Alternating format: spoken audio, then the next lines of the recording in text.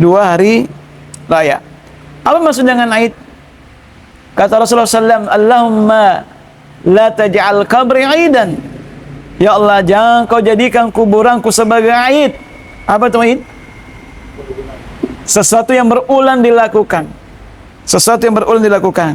Artinya, Aid itu hari raya yang di dalamnya dinampakkan segala bentuk rasa sukacita.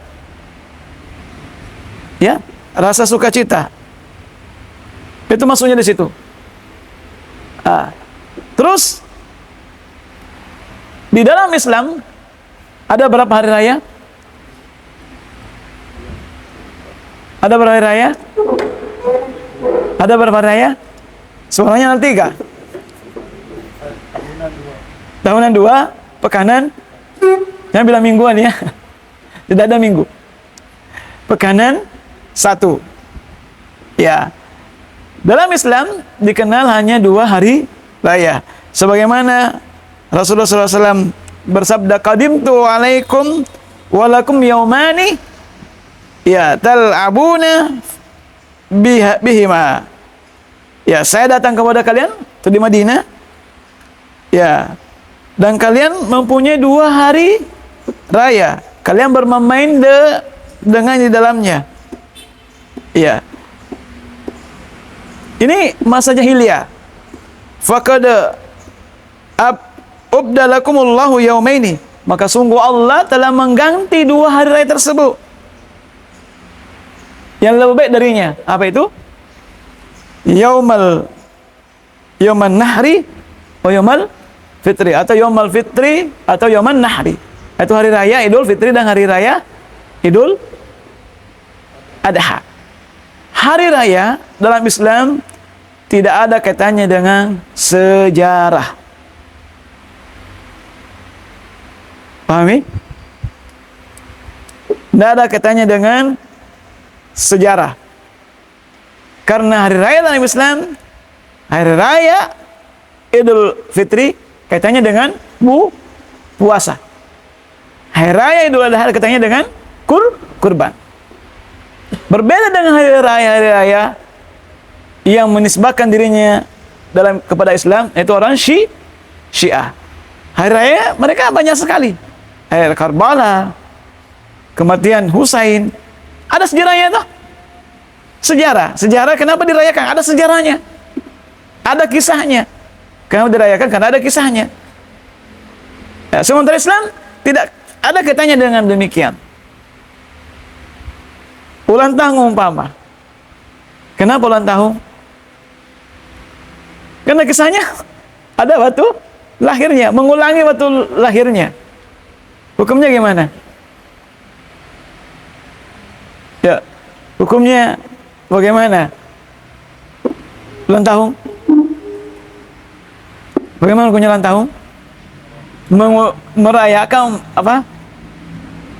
Merayakan ulang tahun atau mengulangi kembali ulang tahun dengan acara, biasanya apa? Makan-makan, biasanya ada hadiah, biasanya ada ini. Bagaimana hukumnya? Hah? Tapi ini saya kan tidak ada hubungannya dengan agama, hanya tradisi saja.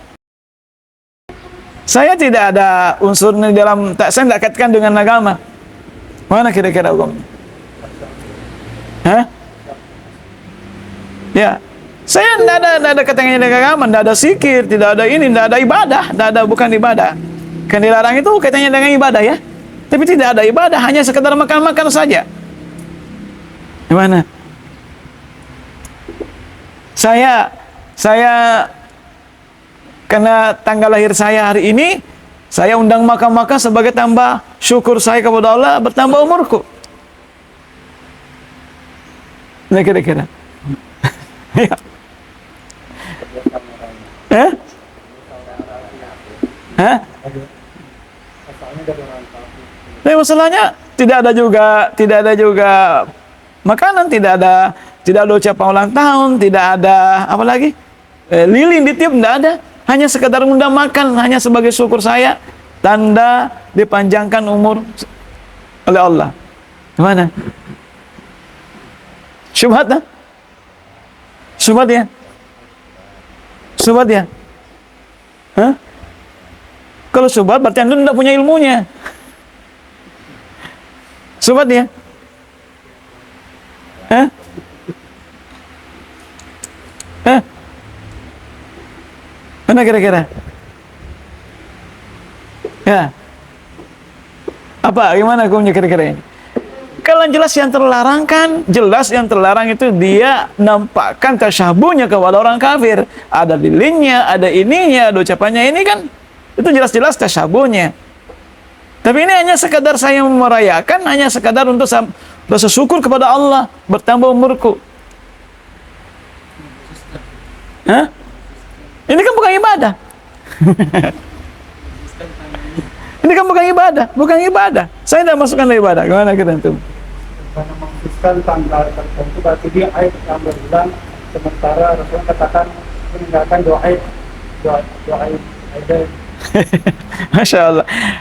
Antum akan dapat jawaban seperti demikian. Antum akan dapatkan. Bagaimana cara menjawabnya kira-kira? Kalau yang jelas itu ada lilinnya kan udah jelas. Itu kan seperti orang kafir. Tapi kalau seperti ini banyak yang demikian. Puasa, ya kan? Ulang tahun saya puasa. Itu demikian. Bagaimana kira-kira? Ini ada. Kalau puasa sudah ibadah. Tadi ke Artinya contoh. Kebanyakan demikian. Ulang tahun dia puasa, dia sedekah, dan seterusnya. Yang jelasnya, dia sudah dekatkan dengan ibadah. Sudah dekat dengan ibadah, maka itu terlarang. Itu bukan tradisi, bukan hal istiadat, tapi dia sudah dekatkan dengan ibadah. Nggak boleh. Maka hal ini tidak ada. Kenapa hanya pada saat bertambah umurnya mau sedekah? Bukankah tiap hari dianjurkan? Bertambah umur juga tiap hari, ya kan? Maka ini satu hal yang kontradiksi. Ya, hanya mau beramal ibadah ketika bertambah umurnya. Bukankah tiap hari bertambah umur kita? Semakin dekat ke kuburan, ya. Maka ini jamaah sekalian, perayaan-perayaan seperti ini hendaklah kita bijak menyikapinya, karena kebanyakan kaum muslimin tidak memahami. Kita jelaskan sebijak mungkin, jangan langsung to the point, karena mereka kebanyakan tidak paham. Terus, bagaimana kalau tahun baru?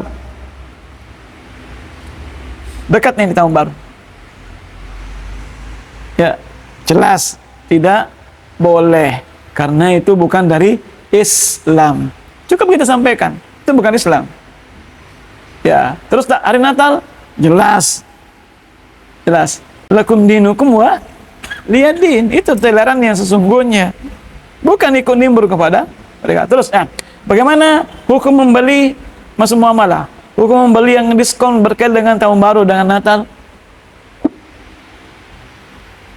Lihat? Antum buka diskon juga? Antum boleh. Mana? Antum? Ya boleh, tidak ada larangan. Bermuamalah kepada Nasrani juga boleh, tidak masalah. Pas ketika hari rayanya dia menjual, boleh pergi beli? Boleh beli? Hah? Boleh ketika butuh. Ya, yang penting intinya jangan jual beli pernak-pernik yang berkaitan dengan perayaan mereka. Seperti apa? Topi, trompet, apalagi kembang api dan seterusnya. Nggak usah. Kita jangan bermuamalah dengan hal seperti ini, karena itu akan kekhususan membantu ya perayaan mereka. Tapi selama kebutuhan sehari-hari, tidak ada masalah. Ya, tidak ada masalah. Hukum asal muamalah boleh. Ya, tayyib. Nah, di sini kita masuk ke bab aidain.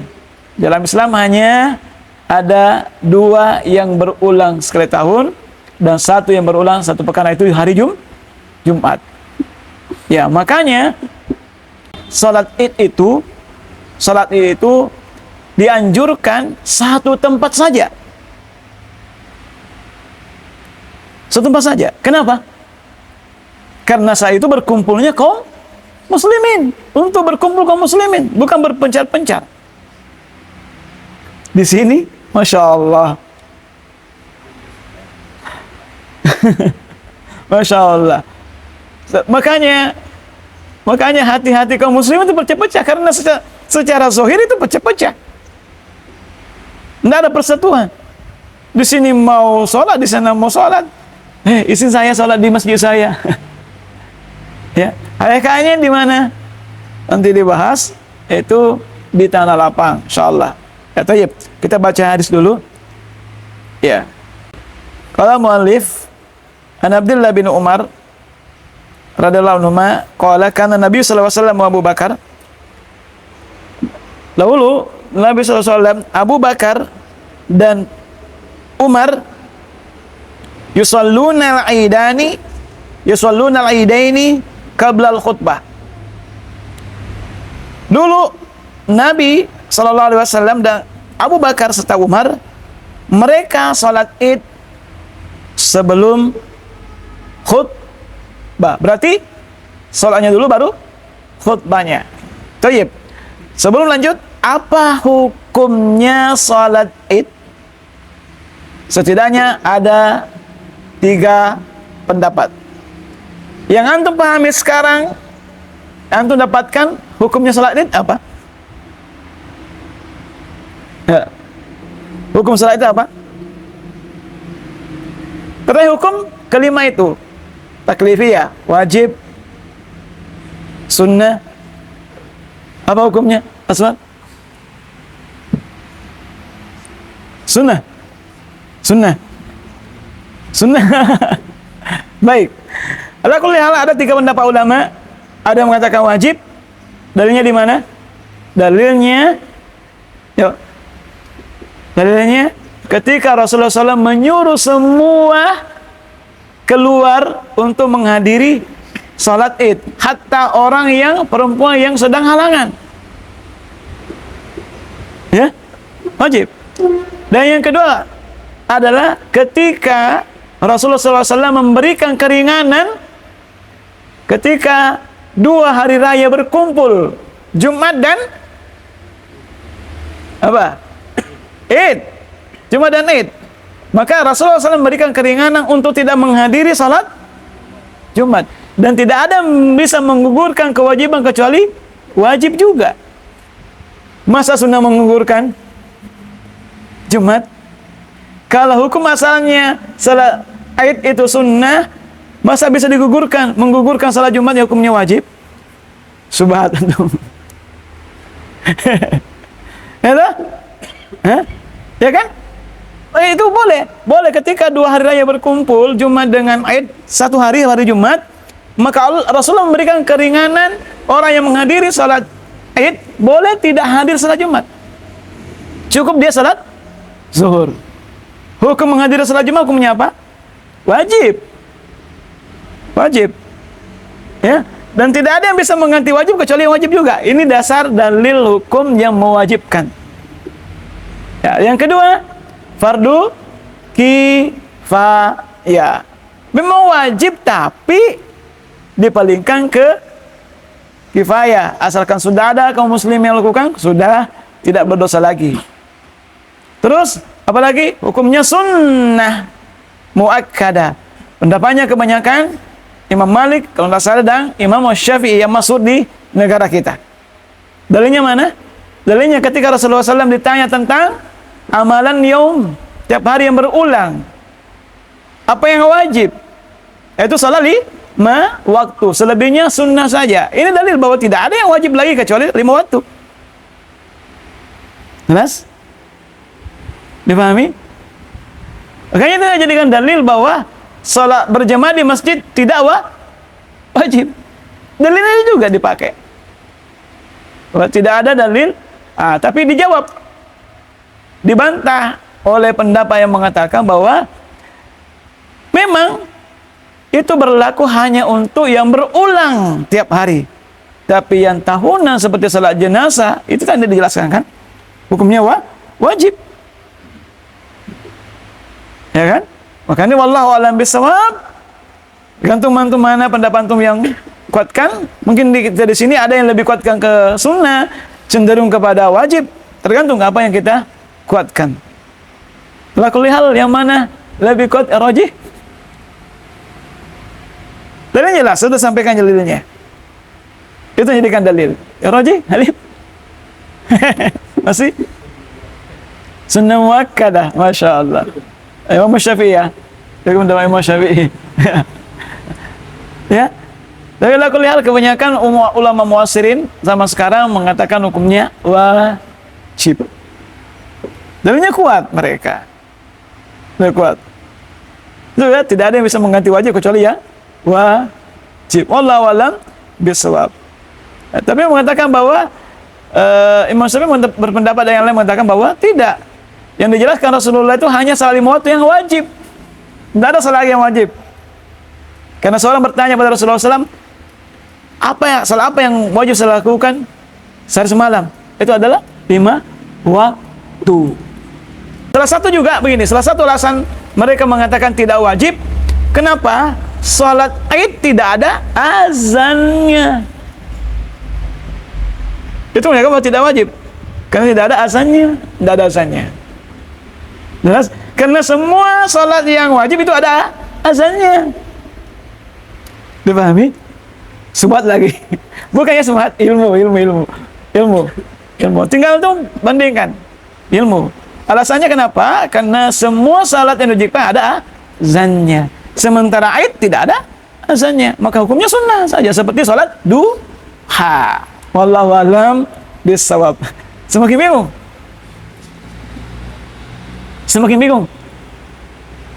Antum? Enggak? Hah? Enggak bingung itu? Tinggal antum yang mana lebih kuatkan? Cenderung hati yang mana? Ya, sampai satu kita antum pilih A, atau ternyata antum lagi pilih B, hari sholat tergantung ilmu yang kita miliki. Ya, sudah jelas ya? Dalilnya? Dalilnya apa? Sudah jelas. Ya, tapi itu alasan Imam Syafi'i dan yang lain mengatakan bahwa salat Id itu hukumnya sunnah saja karena tidak ada azannya seperti salat sunnah yang lain, seperti salat duha. Wallahu a'lam bishawab. Dan juga dalam sisi khutbah Imam Syafi'i itu menganggap bahwa khutbah itu bagian dari salat Id. Bagian. Ya, tapi yang lain enggak. Ya. Tayyib, di sini ada faedah. Wa fi hadzal hadis dalilun lil madhhabil jumhur fi anna salatal Id takunu qabla al-khutbah. Ini dalil dijadikan jumhur ulama bahwa salat Id itu dilaksanakan sebelum khutbah. Beda apa? Ya, salat sebelum khutbah. Beda dengan salat Jumat. Jumat itu dilaksanakan setelah khutbah. Ya, makanya mereka berbeda mengatakan salat itu hukumnya beda dengan salat Jumat. Tapi sebagian ulama mengatakan wa kana ba'du Bani Umayyah yuaddi al-khutbah qabla salatil Id. Mereka khutbah sebelum salat Id. Tapi ya, apa kekhawatirannya? Yaqulu la'alla yatruk an-nas al-khutbah. Mereka khawatir jangan sampai manusia tinggalkan khutbahnya, pergi sementara orang berkhutbah. Makanya ditempatkan di awal sebelum salat. Tapi di sini jelaskan wa sunnatun Nabi sallallahu alaihi wasallam. Ya, sunnahnya Nabi mendahulukan salat. Ya, sunnahnya Nabi mendahulukan salat. Ya, thayyib. Wa fi hadis ihtijaju as-sahaba ridwanullahi alaihim bi fi'li as-sayhain. Di sini ada dalil bahwa berhujjah dengan sahabat itu merupakan dalil. Apa dalilnya? Hah? Dalilnya? Dalilnya bahwa sahabat itu bisa jadikan dalil hujjah. Hah? Adalah surah Al-Ba'in An-Nawawi. Ya. Ya. Dalilnya hadis iftirak. Ya. Alaikum bisunnati wa sunnah Rasulullah khulafa'u ar-rasyidin al-mahdiyyin.